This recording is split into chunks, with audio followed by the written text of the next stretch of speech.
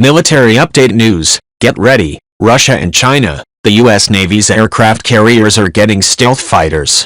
Sensors in the pilot's Generation 3 HMD have been improved with new firmware to better enable pilots to target enemies and perform missions at night. The Navy has been training with and testing high-tech adjustments to the stealthy carrier-launched F-35C's helmet-mounted display to better enable targeting, sensor data viewing and pilot awareness of flight information such as airspeed, heading and altitude, service and industry developers explained. Development and operational pilot training of the aircraft is underway after 4 F-35C Lightning II aircraft arrived last month at Naval Air Station Lemoore in Southern California. The F-35C aircraft joined the recently reactivated Strike Fighter Squadron 125, known as the Rough Raiders, a Navy statement said. They are going to be the initial training squadron for our fleet for pilots flying the F-35C the future. This is the Navy's first West Coast squadron. They will be flying the F-35C out of Naval Air Station Lemoore for years to come, said Steve Fielding, Deputy Public Affairs Officer for Naval Air Forces. Much of the ongoing technology development of the F-35C is taking place with the Naval Air Systems Command, Patuxent River, MD. Technology development, testing and training for combat are all deeply intertwined when it comes to the F-35C program, officials said. Sensors in the pilot's Generation 3 HMD have been improved with new firmware to better enable pilots to target enemies and perform missions at night, Navy developers explained. The new display is engineered to add more image fidelity in lower ranges of brightness and low light conditions. This allows for better targeting and carrier landing ability in the darkest conditions when there is no moonlight, Navy officials explained. At the same time, ongoing training pilots on the subsystems to prepare for operational missions also includes ongoing evaluations of the aircraft's next-generation technology. Pilots will be training with the aircraft's 3 HMD, among other systems, at Air Station Lemoore. All the information pilots need is projected on the helmet's visor, rather than on a traditional heads-up display, a Lockheed statement said. The helmet also provides pilots night vision through the use of an integrated camera, the statement continued. The 3 HMD also allows for efficient viewing of sensor feeds from cameras positioned around the aircraft. The F-35's distributed aperture system streams real-time imagery from 6 infrared cameras mounted around the aircraft to the helmet, allowing pilots to essentially look through the airframe. The F-35C is a single-seat, multi-role fighter aircraft designed to eventually replace the F/A-18 Legacy Hornet. The Navy's future aircraft carrier-based air wings will consist of a mix of F-35C, F/A-18EF Super Hornets, AH-18G Growlers electronic attack aircraft, E-2D Hawkeye battle management and control aircraft, MH-60RS helicopters and carry-on-board delivery logistics aircraft such as the Navy Osprey. Both the training and the continued technology development also include efforts to refine a precision landing technology called Joint Precision Approach and Landing Systems, or JPALs. JPALS, slated to be operational by 2019, works with the GPS satellite navigation system to provide accurate, reliable and high-integrity guidance for fixed and rotary wing aircraft, Navy statements said.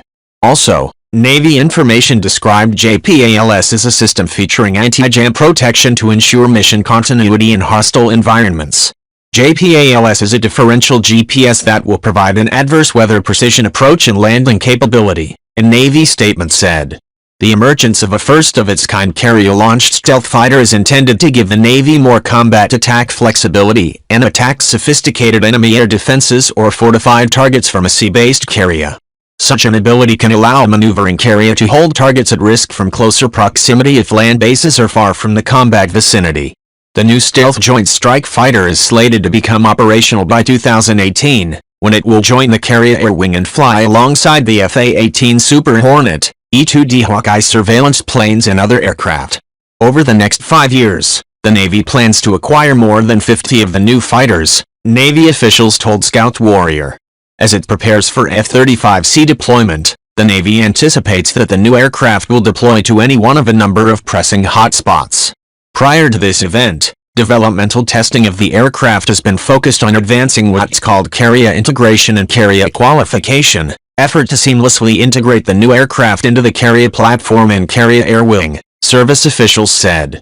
Stealthy F-35C carrier aircraft, having a lower radar signature, are expected to deliver advanced attack and air-to-air and intelligence, surveillance and reconnaissance platforms, able to perform a wider range of operations without being detected by an enemy.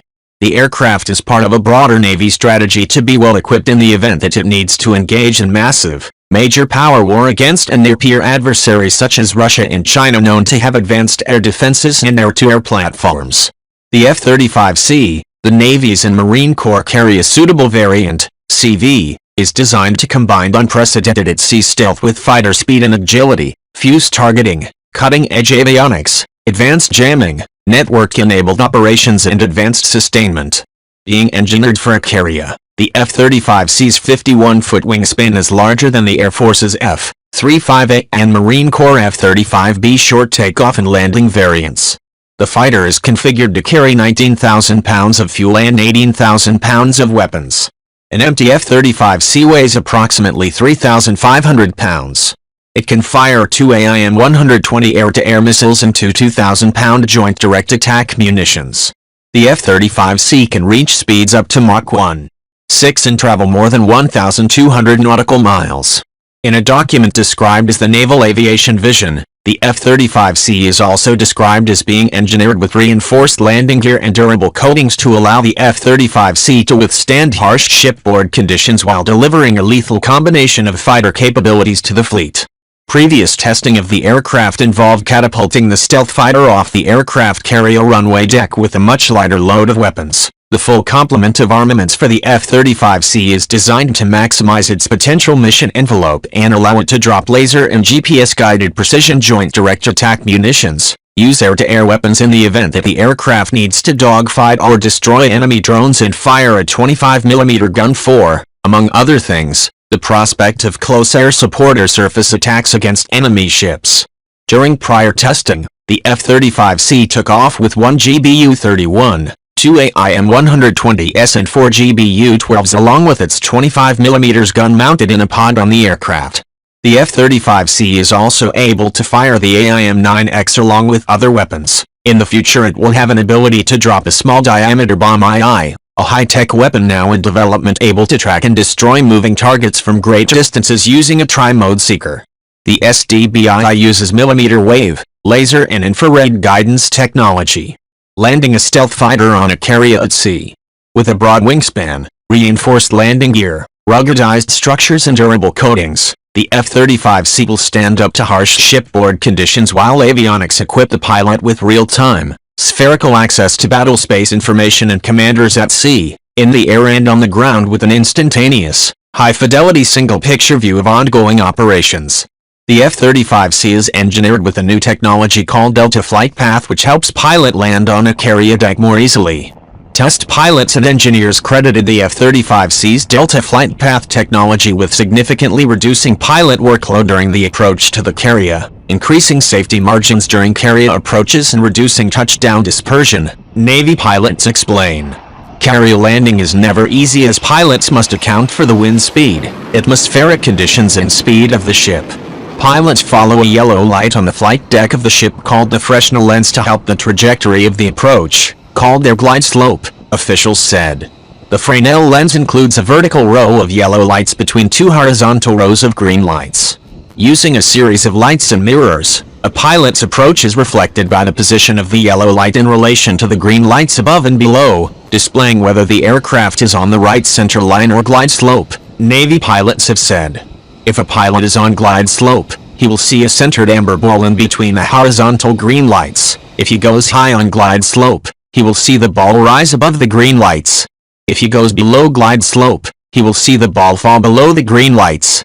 Also, in order to properly align for an approach to the flight deck, about 3/4 of a mile away, pilots make a sharp, descending 180-degree turn to slow the aircraft and begin descending from about 600 feet. Takeoff is also intense. Aircraft are able to reach speeds up to 160 knots in about 2.5 seconds as a result of being thrust forward by the steam catapult.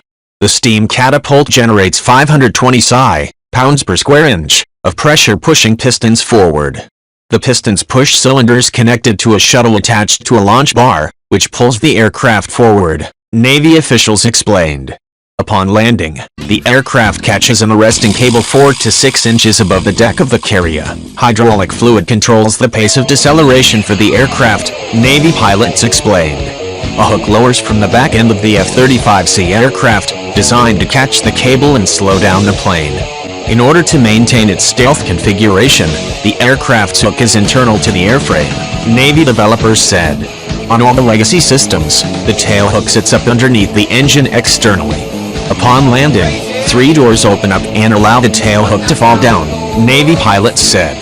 The aircraft also needs to be able to withstand what's called a free flight, a situation where the pilot receives a late wave off to keep flying after the hook on the airplane has already connected with the wire, pilots added. This first appeared in Scout Warrior.